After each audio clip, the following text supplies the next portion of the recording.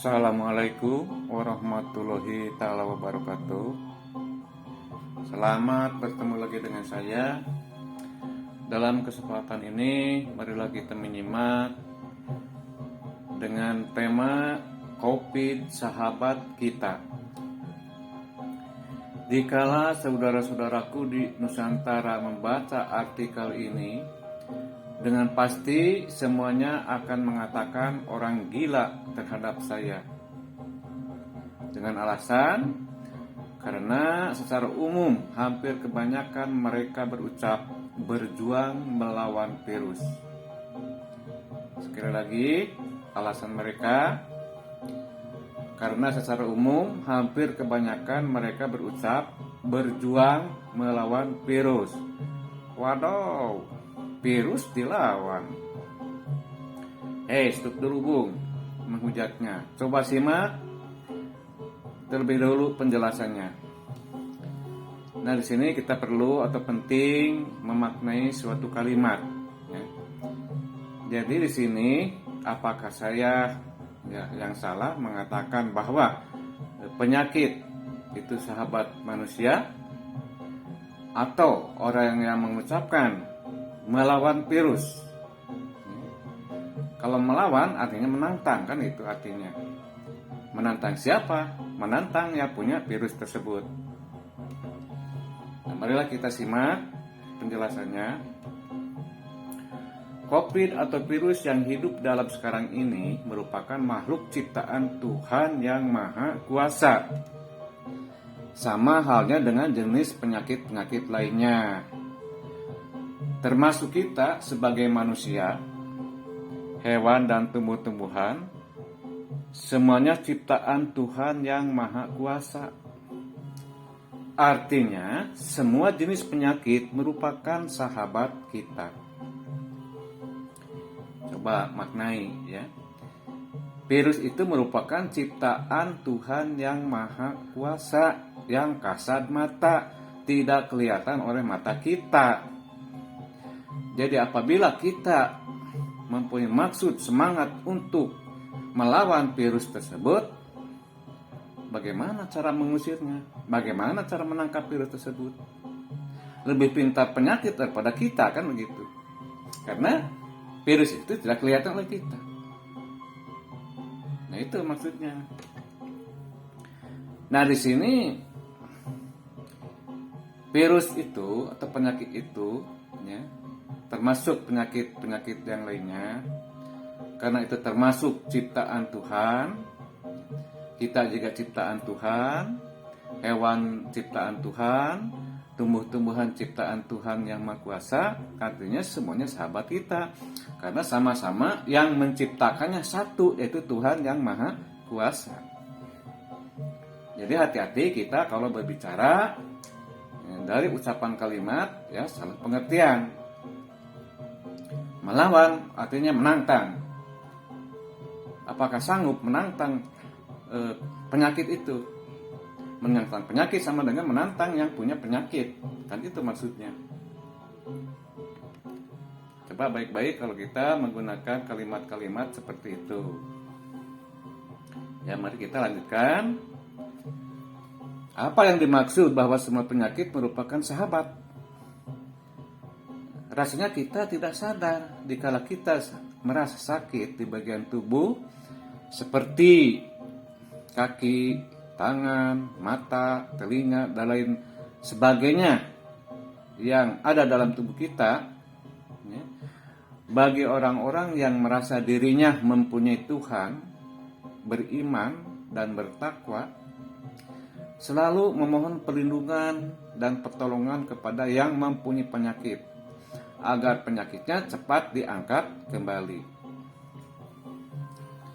Jadi kan kita tidak sadar, bagi orang-orang yang beriman, bertakwa, bahwa kita yakin diciptakan oleh Tuhan yang Maha Kuasa, penyakit pun diciptakan oleh Tuhan yang Maha Kuasa.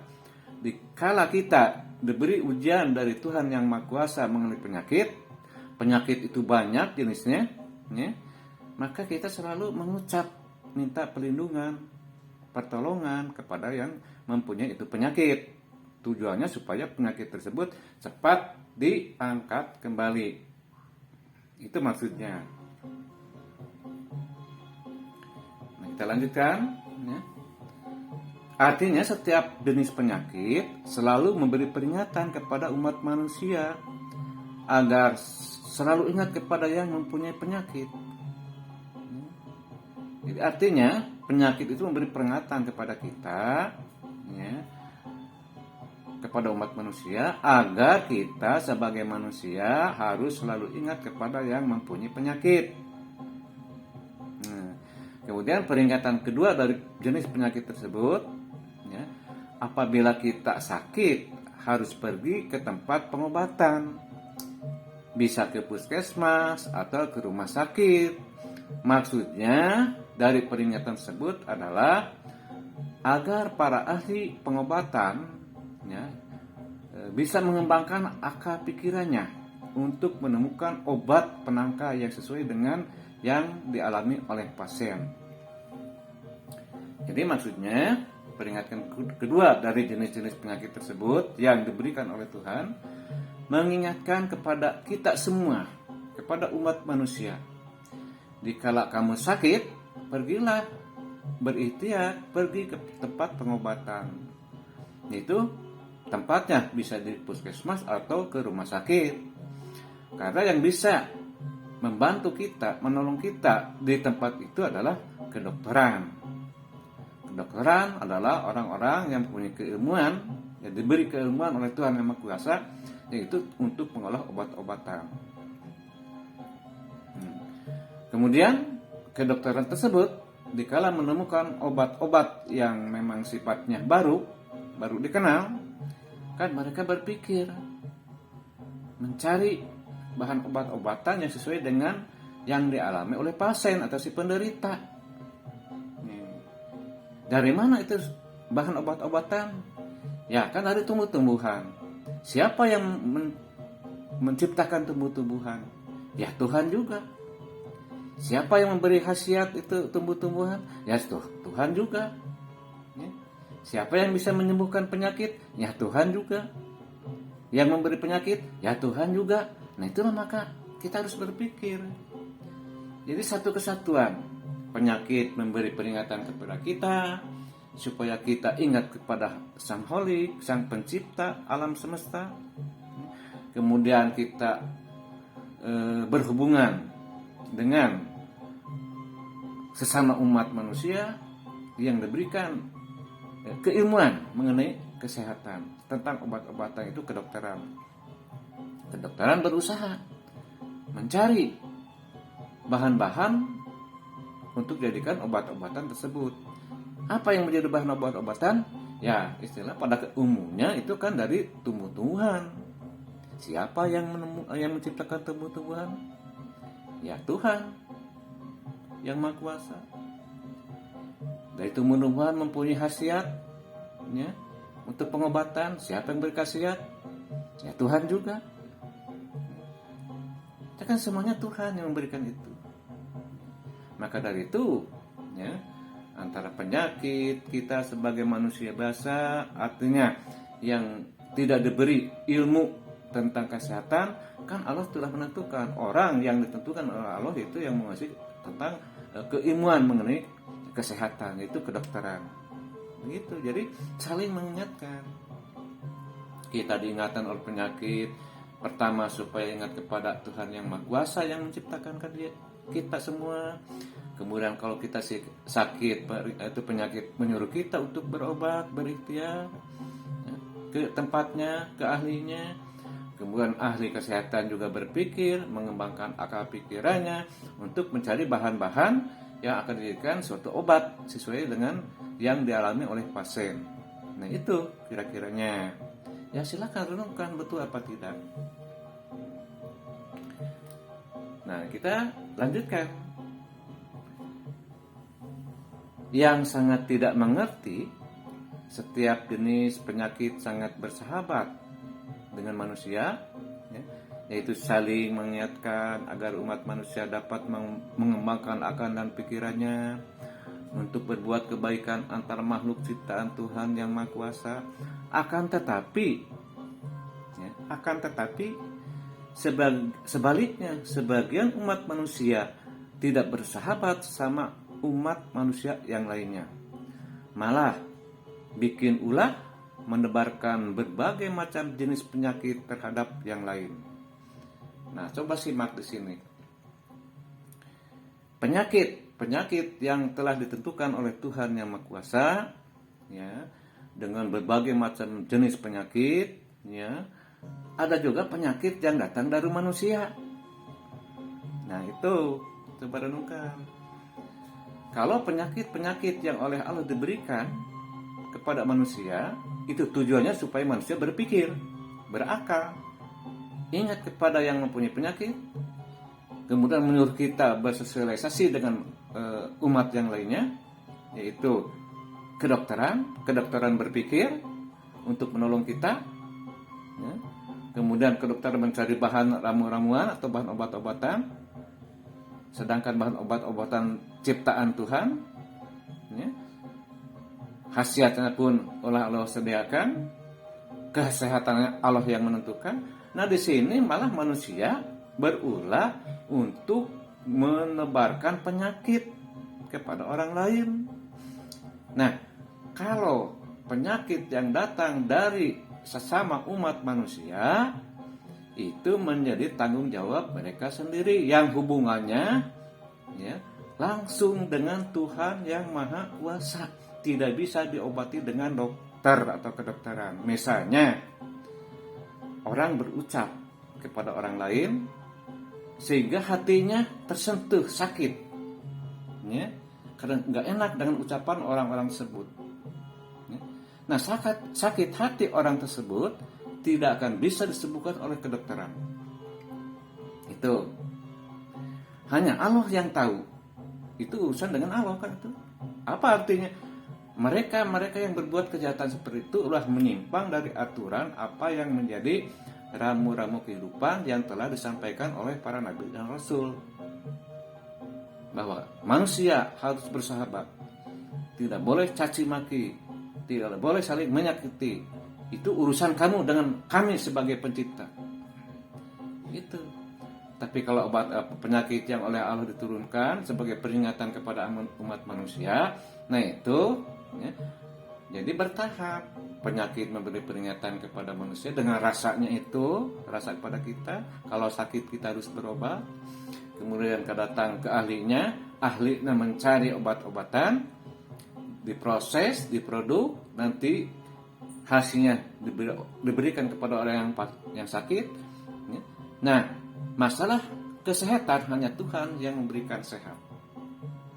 Jadi sini beda dengan yang tadi, dengan penyakit yang ditebarkan oleh ulah manusia yang melanggar aturan dari Tuhan Yang Maha Kuasa. Silahkan renungkan, betul apa tidak. Itu banyak penyakit yang ditebarkan oleh umat manusia, sesama manusia. Ya, silahkan hitunglah sesuatu kalau bisa, berapa banyak itu penyakit yang ditebarkan oleh ulah manusia untuk menyakiti orang lain. Silahkan renungkan, betul apa tidak. Jadi ada dua aliran penyakit yang diberikan oleh Tuhan disediakan obatnya, ilmunya, kan gitu. Sedangkan penyakit yang ditebarkan oleh sesama manusia kepada orang lain, nah itu hubungannya dengan Tuhan Yang Maha Kuasa. Sebab tidak bisa diobati dengan kedokteran, ya. Itu, ya. Nah, kesimpulan di bawah kita lanjutkan. Yang dimaksud dengan semua penyakit, nah sahabat kita coba simak baik-baik. Dikala kita merasa sakit di bagian tubuh kita, jenis apapun bentuknya itu penyakit, selalu mengingatkan kita untuk mengucap perlindungan kepada Tuhan Yang Maha Kuasa. Kemudian peringatan kedua, itu penyakit mengingatkan kita untuk melakukan pengobatan ke puskesmas atau ke rumah sakit, karena itu tempatnya berobat. Di situ ada ahli pengobatan. Jadi kita lanjutkan, para ahli kesehatan atau kedokteran berpikir atau mengembangkan akal di pikiran untuk mencari obat sesuai dengan penyakit yang diderita oleh si pasien. Begitu, berikhtiar, berusaha. Apabila semua penyakit hilang, ya, ingat, apabila semua penyakit hilang, artinya semua orang pada sehat, ya, jadi semua penyakit oleh Allah diangkat semuanya, manusia semuanya sehat, dunia kedokteran akan kehilangan pekerjaan. Dikarenakan tidak ada pasien, tidak ada orang yang sakit. Nah itu. Jadi semua yang berkaitan dengan kesehatan, orang-orang bekerja di kesehatan, termasuk kedokteran, akan kehilangan pekerjaan. Karena penyakitnya oleh Tuhan diangkat semua, manusia sehat semua. Begitu kira-kira. Nah, sangat mengherankan, semua jenis penyakit jadi sahabat dengan manusia, akan tetapi sebagian umat manusia kurang bersahabat dengan sesama. Nah, di sini tadi sudah dijelaskan, ya. Jadi penyakit-penyakit yang datang daripada sesama manusia itu urusannya bukan dengan kedokteran, tetapi urusan dengan Tuhan yang Maha Kuasa. Kemudian tidak ada keseimbangan antara pelaturan pemerintah dengan petunjuk dari Tuhan yang Maha Kuasa.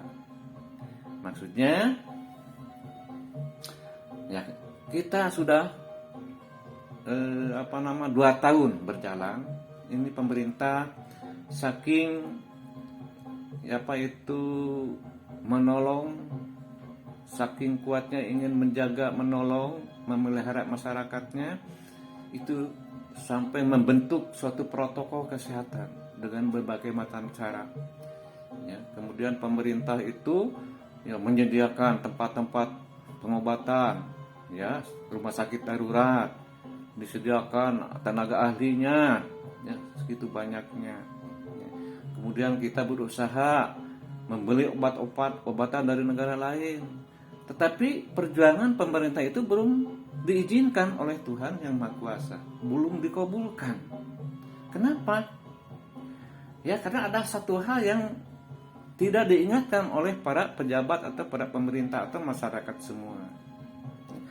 Kalau protokol kesehatan digalakan tiap hari, tapi belum kedengaran pemerintah mengajak, membimbing kepada umat untuk lebih dekat memohon perlindungan kepada Tuhan yang Maha Kuasa yang menguasai itu penyakit. Nah, itu masalahnya. Nah, maka dari kan ini ujian dari Tuhan yang Maha Kuasa. Sampai sejauh mana itu para ahli atau umat manusia berpikir. Allah mungkin berkata, silakan kamu ya berusaha, berpikir, ya, membuat obat-obatan, membuat sarana untuk menyelamatkan umat. Tapi tetap kalau kamu tidak ingat kepada kami, ya tidak akan cepat diselesaikan masalah itu. Hanya kami yang bisa menolong kamu. Kecuali kalau kamu ingat kepada kami, minta perlindungan, termasuk kamu tidak melakukan suatu hal-hal yang kemudaratan, ya, apa yang diperintahkan oleh kami melalui Nabi, ya, insya Allah itu penyakit akan diangkat kembali. Ini namanya ujian kepada semua umat manusia. Nah, dari sini ya jelas. Ini mohon maaf ya kepada aparatur negara, kepada pemerintahan, terutama ke Bapak Presiden dan sejajarannya. Ini memang tidak seimbang. Karena saya pribadi belum mendengar Bapak Presiden atau Bapak sebagai kepala negara mengajak kepada umat untuk lebih dekat kepada Tuhan yang Maha Kuasa, kepada yang mempunyai penyakit. Itu ya, saya perhatikan tiap malam itu berita. Nah, maka dari itu harapan masyarakat berhadap. Maka dari itu saya sebagai warga masyarakat kecil sangat berharap kepada para ulama atau pemuka agama yang sangat mengetahui dan memahami doa-doa. Ya. segera bimbinglah masyarakat untuk memohon perlindungan terhadap yang menguasai penyakit, agar penyakit cepat diangkat kembali, umat manusia beriman dan bertakwa, ekonomi pulih kembali, pendidikan anak-anak dapat normal seperti biasa. Itu harapan semua masyarakat. Sekarang Pak, 2 tahun masyarakat terbelenggu, sudah jenuh ya, dengan peraturan-peraturan oleh pemerintah diberikan ya. Bepergian gak bisa ya, kesana kemari harus punya izin ya. Bahkan Bapak sendiri itu berjuang itu berusaha mengadakan vaksin sebanyak, kan tetap belum ada hasilnya. Karena itu ya, kelewat. Kalau perjuangan itu memang sudah jelas, itu biaya berapa sudah diketahui oleh masyarakat itu, tapi kan hasil belum ada. Itu artinya Allah belum mengizinkan, belum memberi, kan ini ujiannya belum lulus, artinya kan begitu. Walaupun sejauh mana pemerintah mengadakan suatu protokol kesehatan, apabila tidak dibarengi dengan ketakwaan, keimanan, ketakwaan Tuhan Yang Maha Kuasa, tetap itu ujian mau lulus, tidak akan lulus. Maka dari itu saya memohon sekali lagi kepada khusus ini kepada Bapak Wakil Presiden, mohon maaf Pak, punten, karena Bapak adalah punya gelar ulama, ya kan itu ya, maaf. Ini masyarakat menunggu kehadiran Bapak ya, sebagai seorang ulama yang tahu dengan doa-doa yang mujarab untuk berhadapan dengan sang penguasa alam. Coba bimbinglah masyarakat umat Indonesia, bimbing ya, oleh para ulama, ya, para pemuka agama, berdoa bersama, ya.